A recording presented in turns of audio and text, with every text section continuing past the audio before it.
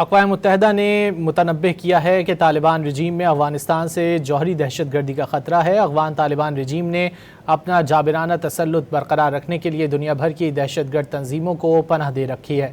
افغانستان میں طالبان رجیم کی چھتری تلے موجود یہ عالمی دہشت گرد تنظیمیں دنیا بھر کے لیے بڑا خطرہ بن گئی ہیں۔ اقوام متحدہ نے افغانستان سے جوہری دہشت گردی کے سنگین اور ممکنہ خطرات سے دنیا کو خبردار کر دیا۔ اقوام متحدہ کے انسداد دہشت گردی مرکز کے مطابق تاجکستان سے چوری یورینیم ڈائی آکسائڈ کی حامل 133 گولیاں افغانستان میں موجود القاعدہ کے ہاتھ لگ سکتی ہیں۔